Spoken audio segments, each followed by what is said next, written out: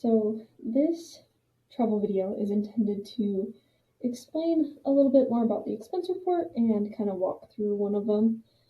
So as has been mentioned in previous instruction videos, the travel expense report should be created after the travel is completed when the traveler has returned. And it's the second part of the travel. Every travel authorization that is created should also have a travel expense report. This is required for reimbursement purposes and for other IRS regulations and risk and insurance implications.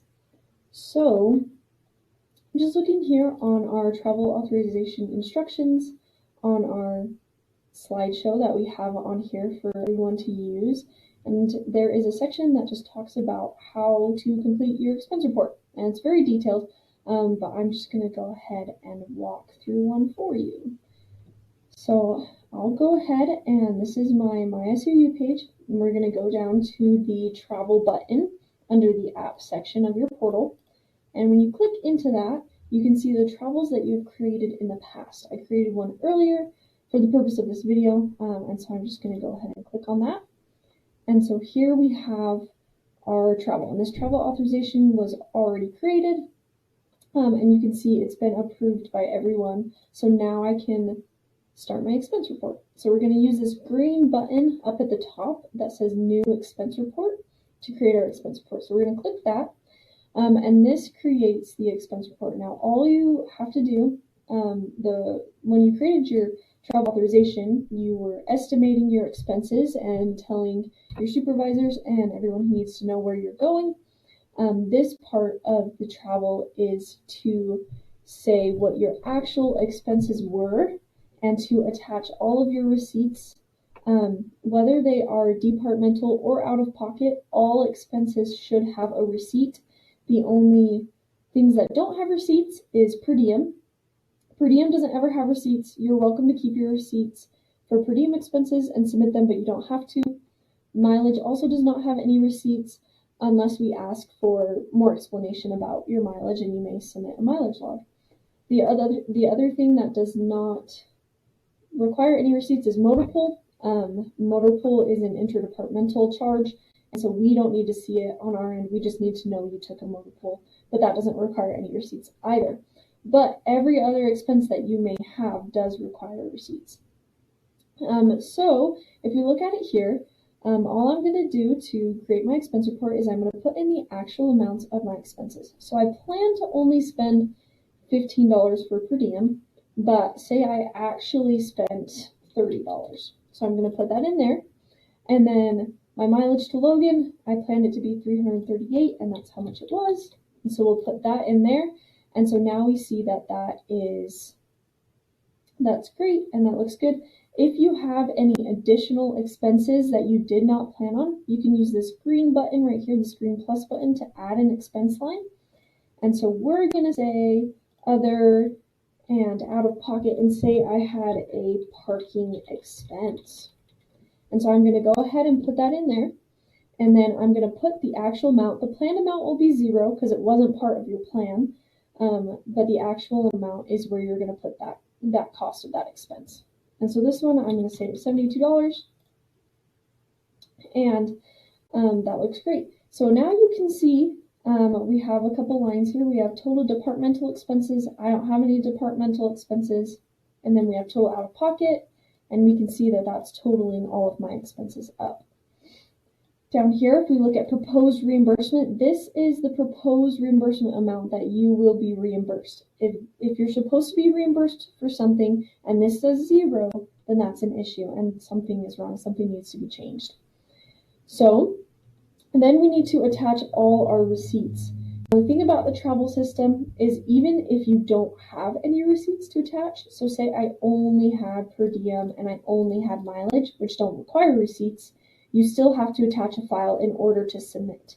If I try to submit right now, it's going to give me an error, and it's going to say, please correct the following errors, and say this field is required down here.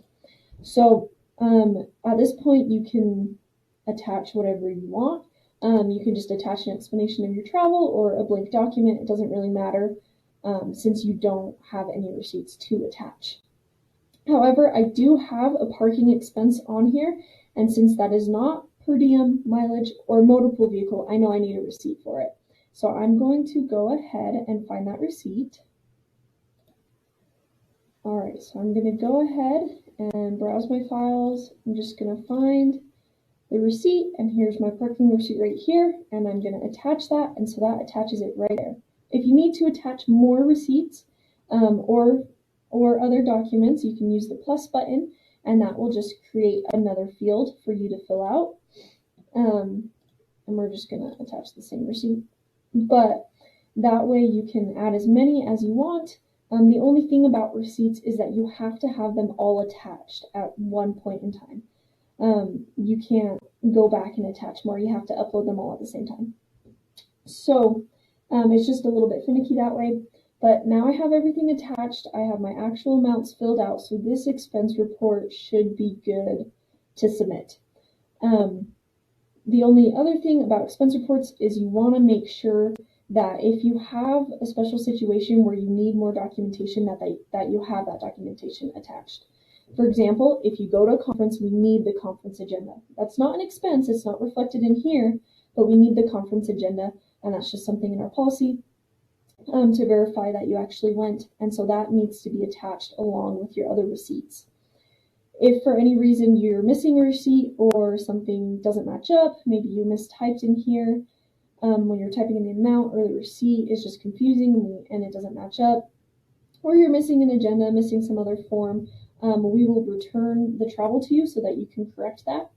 But this is kind of just the general idea for the expense report. And so all we're going to do is we're going to have that all filled out, and then we'll just go ahead. We can preview our approvers, and I'm going to look, and it's just going to our fund approver for my index, and then all we're going to do is we're going to hit submit.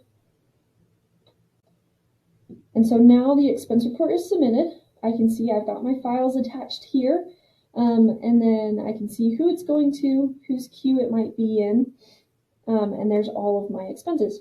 So that is how you fill out an expense report. Obviously, it's not going to be, most of the time it's not as simple as just per diem and mileage and maybe the parking expense, but as long as you provide enough documentation, we should be good. Over provide documentation if you want, that's great. But we really just need to know where you went, where you stayed, if it was overnight, how you got there, any meals that you ate, any conference fees. We just want the whole picture of when you traveled and what you did while you're traveling, how you got there, all of that. So as long as you have all of that, you should be good. And then again, if you have any questions, just reach out to Accounts Payable.